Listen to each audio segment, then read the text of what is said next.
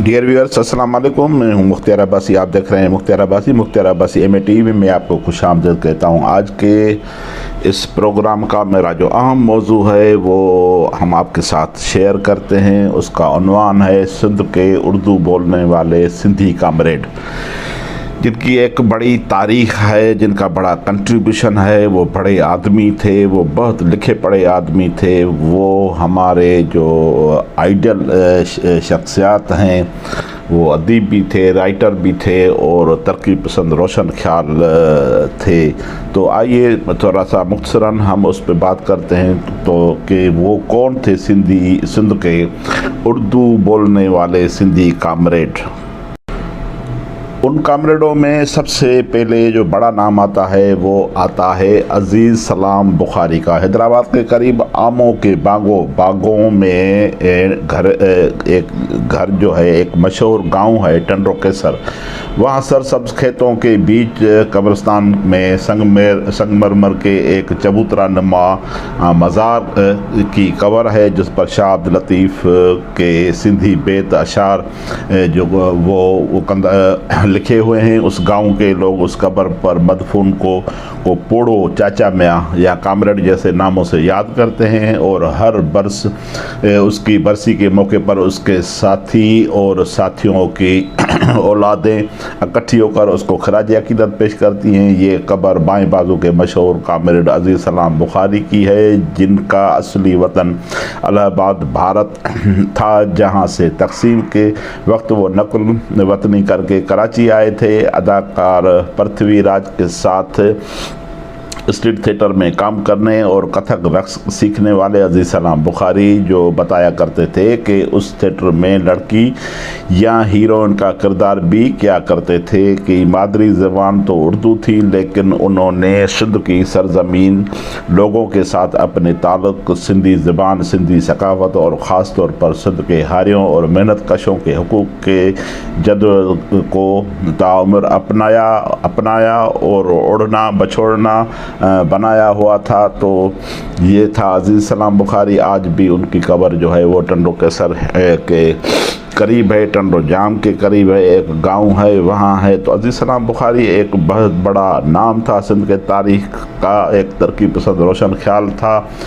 तो अजीज़ सलाम बुखारी जो हैं वो शुरू में तो कम्युनिस्ट पार्टी ऑफ इंडिया से मुंसलिक थे, जिसने क़याम पाकिस्तान की हिमायत की थी, और फिर वो भी उन लोगों में से थे जो पार्टी के हुक्म पर नए मुल्क में बसने और सियासी काम करने आए थे। ये ज़्यादातर यूपी और सीपी की रियासतों से आए थे। किसी ने जो है वो कहा कि तकसीम के वक्त आने वाले मुहाजिरों ने अमलाक का क्लेम दाखिल किया था, लेकिन कुछ ऐसे भी दीवाने थे जिन्होंने नए मुल्क में इनकलाब का जो है वो क्लेम दाखिल किया था। सजाद, ज़हीर, हसन नासिर, सब्त हसन, हसन आबदी, एजाज नज़ीर, अली मुत्ताहिर जाफरी, साईं अजीज़ुल्लाह, सैयद रशीद अहमद और भी कई नाम हैं, मेराज मोहम्मद खान और बहुत सारे दूसरे।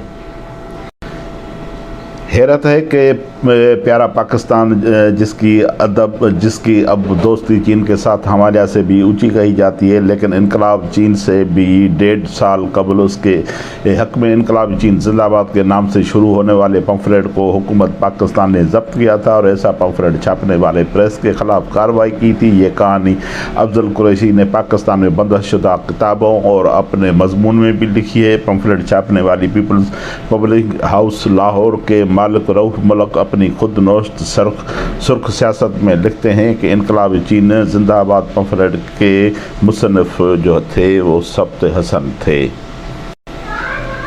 फिर चीनी रूसी के नाम पर पाकिस्तान के बाज़ों और इश्तिराकों में इख्तलाफ हुए। किस्सा खैर मुख्तसर करते हैं कि अजीज़ सलाम बुखारी भी चीन के हिमायती धड़े में हो गए, लेकिन उन्होंने अपना अवामी काम जारी रखा। अजीज़ सलाम बुखारी ने अपनी पार्टी क़यादत से कहा था कि अगर हम इनकलाबी हैं और सिंधी अवाम में काम करना चाहते हैं तो सबसे पहले हमें सिंधी ज़बान सीखना होगी, बल्कि ख़ुद को भी सिंध की सकाफ़त और तर्ज ज़िंदगी में ढालना होगा।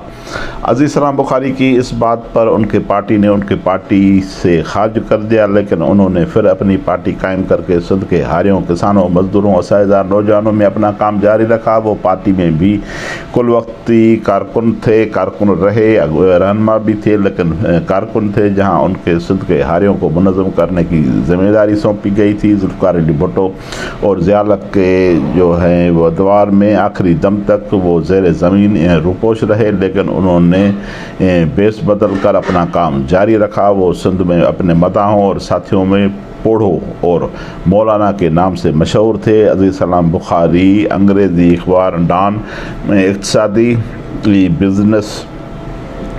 اور بزنس صفحات کے سابق ایڈیٹر اور سینئر صحافی جاوید بخاری کے والد تھے، لیکن انہوں نے تا زندگی اپنے ساتھیوں اور اندرونی سندھ کے لوگوں کو اپنی فیملی بنائے رکھا۔ میرے دوست اور سینئر صحافی مسعود حیدر بھی عزیز السلام بخاری کے نظریاتی ساتھی رہے۔ وہ عزیز السلام بخاری کے ساتھ اپنی رفاقت یاد کرتے ہیں۔ وہ ہر ماہ کی شروعاتی تاریخوں میں آتے اور چندہ لے جاتے ہیں، کوئی نئی نظریاتی کتاب دے جاتے ہیں، کوئی پمفلیٹ۔ کامریڈ عزیز السلام بخاری سے اپنی فیملی کے لوگ یا دیگر لوگ بھی ملنے سے کتراتے تھے، لیکن کہیں وہ حکومت کی طرف سے عطاب میں نہ جائیں۔ لیکن ان کے بیٹے ان کے ساتھیوں سے پوچھتے کہ ہمارے والد کا کیا حال ہے۔ اتنا بڑا کردار جس کا نام تھا عزیز السلام بخاری۔ عزیز السلام بخاری نے بائیں بازو کے نظریات اور سیاست سے تعلق رکھنے والے لوگوں کی نسلیں نظریاتی طور پر تیار کیں، جن میں مزدوروں کی یونینوں کے کام کرنے بھی شامل تھے، تو اساتذہ کی تنظیمیں پرائمری تا کالجوں اور یونیورسٹی سطح تک، اور نوجوانوں، طلباء بھی اس میں صحافی بھی تھے۔ اپنا کام وہ بہت رازداری اور بغیر کسی تشہیر کے کرتے رہے تھے۔ ان کے بہت نزدیک جو تھے وہ جناب رسول پلیو صاحب تھے، جس کی عوامی تحریک سے لے کر عوامی نیشنل پارٹی تک، سندھی پرائمری ٹیچرز ایسوسیشن کے انفرادی یا اجتماعی سطح تک آج بھی موجود ہیں۔ سندھ کے دو اہم دانشور محمد ابراہیم جوئی اور معروف تعلیم فلسفہ دان حیدر علی لغاری بھی ان کے مداحوں میں سے تھے، ان کی بھی قریبی ان سے۔ عزیز السلام بخاری نے وصیت کی تھی کہ سندھ میں ہاریوں میں کام کرنے کے گاؤں ٹنڈو کیسر میں دفنایا جائے۔ حیرت ہے کہ ٹنڈو کیسر جہاں کی سرزمین نے کئی بڑے لوگ پیدا کیے ہیں، جہاں جدید بلوچ قوم پرستی کے نظر دانوں میں سے ایک قادر بخش نظامانی پیدا ہوئے، جو 1973 سے لے کر 90 کی دہائی تک لندن میں خود ساختہ جلاوطنی میں رہے۔ اپنی وصیت کے مطابق لیاری میں میوا شاہ قبرستان میں دفن ہوئے۔ عزیز السلام بخاری ٹنڈو کیسر میں جو تھے وہ دفن ہیں، اور وہ اپنے ساتھیوں کے گھر میں ہی رہتے تھے، ان کے فیملی ممبر تھے۔ دوسرا نام ہے سید جمال الدین بخاری۔ سید جمال الدین بخاری جی جو تھا وہ گجرات کے پیر گھرانے میں ان کا تعلق تھا۔ وہ بھی پاکستان بننے کے بعد جو ہے وہ یہاں آئے اور وہ لاڑکانہ میں رہنے لگے۔ آج بھی ان کی جو قبر ہے وہ بخاری کے نام سے بہت بڑی مشہور قبر ہے۔ وہ ذوالفقار علی بھٹو کا بھی سیاسی استاد ان کو کہا جاتا ہے۔ وہ بڑا سوشلسٹ تھا، ترقی پسند تھا، روشن خیال تھا۔ تیسرا نام بڑا نام ہے اما شانتا۔ اما شانتا زیب النساب المعروف اما شانتا سید جمال الدین بخاری کی بیگم تھی، جنہیں نہ فقط ان کے بچے بلکہ سندھ جو ہے وہ تمام مزدور تحریک کے کارکن اور عام مزدور بھی اما ہی کہتے تھے۔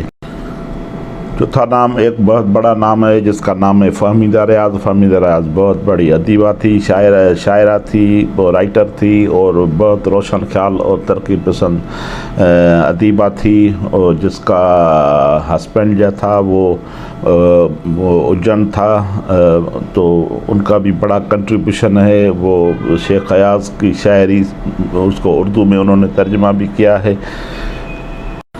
ایک اور نام ہے جس کا نام ہے سائیں عزیز اللہ. سائیں عزیز اللہ کا اصل تعلق تو بھارت سے پہلے بھی اتر پردیش سے تھا. وہ تقسیم کے بعد کراچی اور پھر سندھ کے شہر جیکم آباد میں آ کر آباد ہوئے, جہاں وہ سندھ کے ہاریوں کو منظم کرنے لگے تھے اور سندھی زبان کو ہی انہوں نے اوڑھنا اور بچوڑنا شروع بنایا تھا.